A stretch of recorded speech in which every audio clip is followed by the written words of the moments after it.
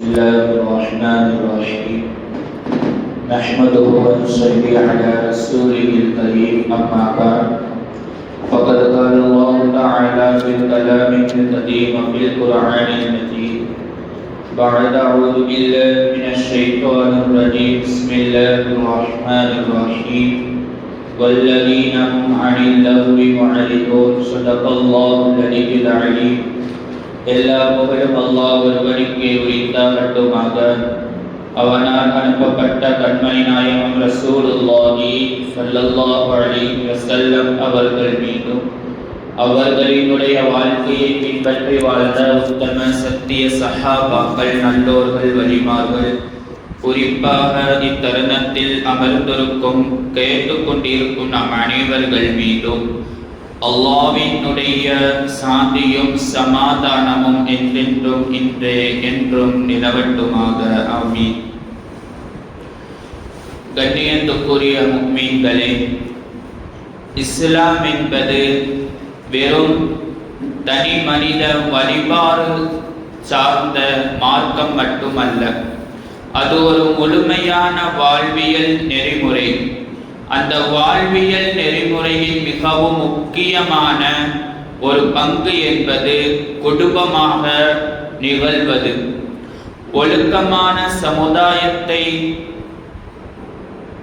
அதன் அடிப்படையில் தேவையான குடும்பம் சீராக அமைய வேண்டும் என்பதில் இஸ்லாம் மிகுந்த அக்கறையாக இருக்கிறது.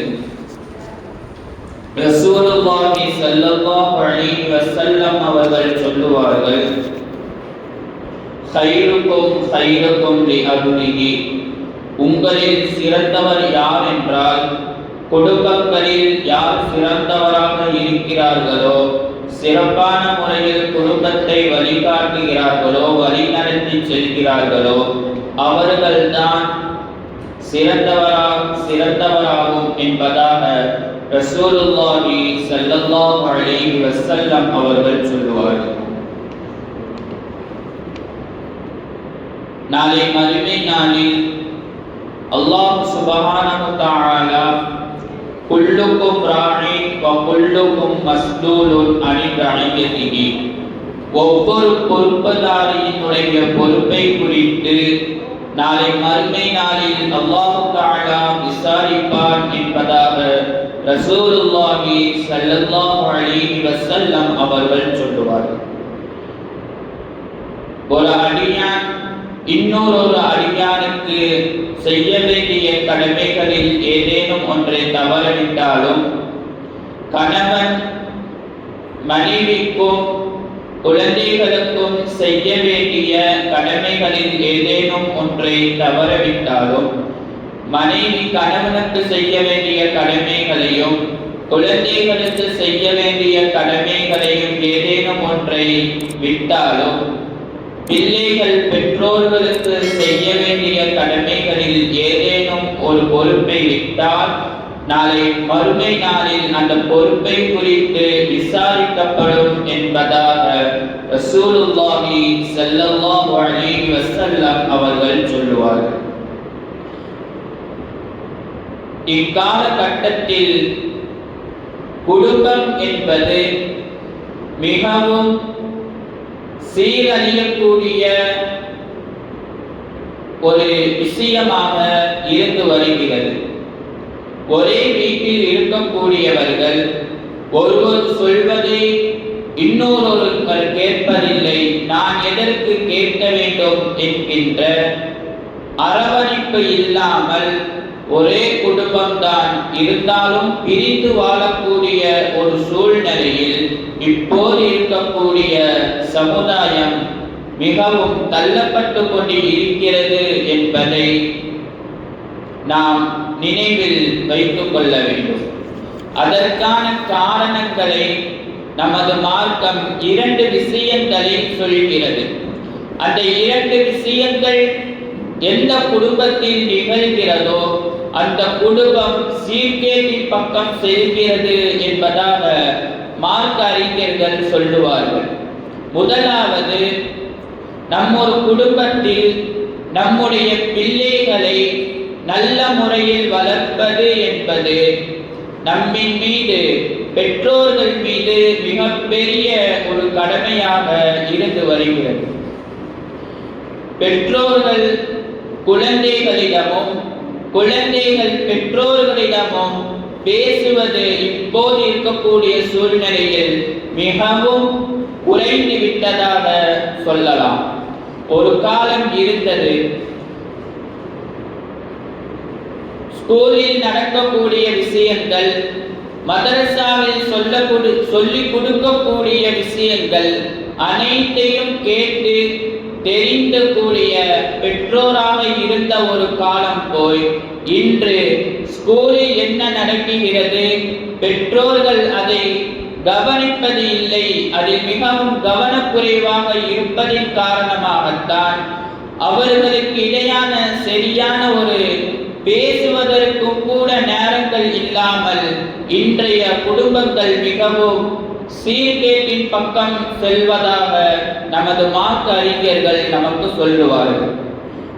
இரண்டாவதாக, இன்றைய சோசியல் மீடியாவின் மூலமாக, வலைத்தளங்களின் மூலமாக மிகவும் அடிமையான ஒரு சமூகம் நம்முடைய சமூகமாக இருந்து வருகிறது.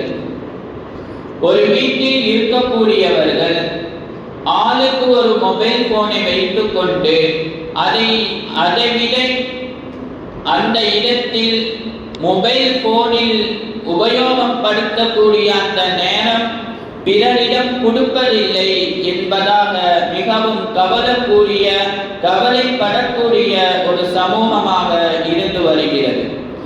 வீட்டில் 4 பேருக்கு கையிலையும் ஒவ்வொரு போனு, ஒவ்வொரு ரூம்லையும் தனித்தனியா உட்கார்ந்து பார்க்கறதுக்கு நேரம் இருக்குது.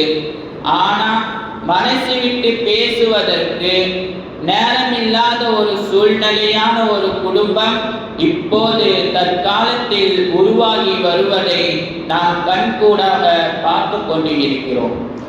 அம்மா பாட்டுக்கு அம்மா போன்ல குழந்தை அது என்ன உபயோகம் செய்கிறது என்பதை கூட கவனிப்பதற்கு நேரமில்லை பெற்றோர்களிடம். இன்றைய சமூக வலைதளங்களின் மூலமாக பிள்ளைகள் மிகவும் சீரழிவுக்கு மிகப்பெரிய ஒரு காரணம் என்பது இன்றைய சமூக வலைதளங்கள். குறிப்பாக இன்னும் சொல்ல போனால், பெண் பிள்ளைகளிடம் போன் இருக்கிறது என்று சொன்னால் அவர்கள் மிகவும் சுலபமாக சீர்கேட்டின் பக்கம் செல்வதற்கு மிகப்பெரிய ஒரு வழிதான் இன்றைய சோசியல் மீடியா என்பதாக சொல்லலாம். ஒரு காலம் இருந்தது, வாட்ஸ்அப் என்கின்ற ஒரு விஷயம் வருகிற பொழுது அப்போது உலமாக்கள் சொன்னார்கள், அதை யாரும் அதிகமாக உபயோகப்படுத்த வேண்டாம். அதற்கப்புறம் ஃபேஸ்புக் என்று ஒன்று வந்தது.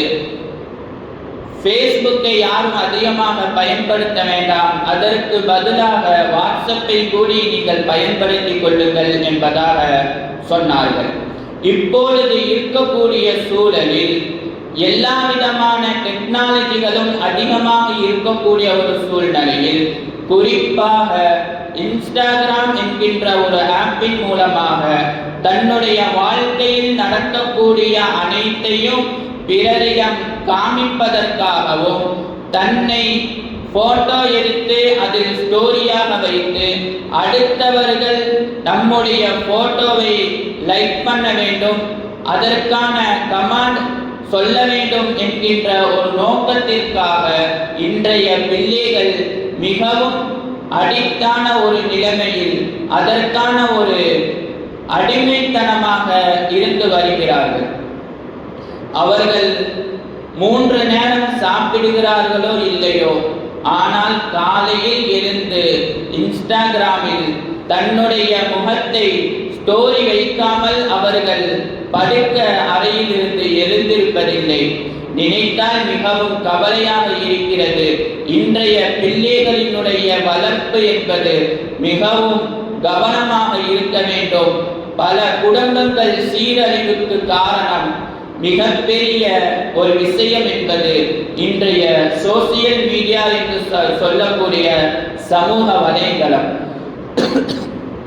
என் பிள்ளைதான், ஆனால் பெற்றவர்களினுடைய பேச்சை கேட்பதில்லை. அதற்கு காரணம் என்னவென்று சொன்னால், இன்றைய சமூக வலைதளங்கள் மிகவும் அடிமையாக மாறி வருகிறார்கள். இன்ஸ்டாகிராமில் வரக்கூடிய ரீல்ஸ் எல்லாம் பார்த்துவிட்டு தனக்கும் அந்த மாதிரி நடக்குமா என்கின்ற ஒரு யோசனையில் வாழ்ந்து கொண்டிருக்கக்கூடிய சமூகம்தான் இப்பொழுது வளரக்கூடிய இளம் பிள்ளைகள். அருமையான முஃமின்களே, ஒரு காலம் இருந்தது, நம்முடைய அம்மாக்களும் சரி, அவர்களினுடைய அம்மாவிடம் கேட்டு பார்த்தால் தெரியும், உங்களுடைய அம்மா மதரசாவுக்கு செல்லவில்லை என்றால் என்ன செய்வார்கள் என்று கேட்டால் அவர்கள் சொல்லுவார்கள், கண்டிப்பா மதரசாவுக்கு போயிடணும், ஸ்கூலுக்கு போயிடணும், குறிப்பா மார்க்க கல்வியை கற்பதற்கு கண்டிப்பா போயே ஆகணும், இல்லாட்டி வீட்டில் விட மாட்டாங்க, அடி உதை கிடைக்கும் என்பதாக சொல்லுவார்கள். ஆனால் இப்பொழுது இருக்கக்கூடிய ஒரு சூழல் என்பது, காலையில் ஸ்கூலுக்கு செல்ல வேண்டும், மாலையில் டியூஷன் செல்ல வேண்டும் என்கின்ற ஒரு சூழ்நிலையில் வளர்ந்திருக்கக்கூடிய சமூகமாக நம்முடைய குழந்தைகள் வளர்ந்து கொண்டே இருக்கிறார்கள். அதற்கான சரியான ஒழுக்கங்கள், சமூக வலைதளங்களை எப்படி பயன்படுத்த வேண்டும் என்கின்ற ஒரு கட்டுப்பாட்டை பெற்றோர்கள் கண்டிப்பாக கவனிக்க வேண்டும். அவர்கள் போனில் என்ன செய்கிறார்கள்? இன்னும் சில பேர் பெற்றோர்கள் குழந்தைகளிடம் போன் கேட்டால் அவர்கள் தரம் மறுக்கிறார்கள் என்று சொன்னால் அந்த விஷயம் மிகவும் கவனித்துக்குரிய ஒரு விஷயமாக இருந்து வருகிறது. அல்லாஹ் சுப்ஹானஹு வ தஆலா சைத்தானினுடைய எல்லா விதமான சூழ்ச்சிகளில் இருந்தும் நம்மையும் நம்முடைய குடும்பத்தார்கள் நம்முடைய சமூகங்கள் அனைத்தையும் அல்லாஹ் தஆலா காத்தருள் புரிவானாக. வாஹிரு தஅவானா அல்ஹம்துலில்லாஹி ரப்பில் ஆலமீன்.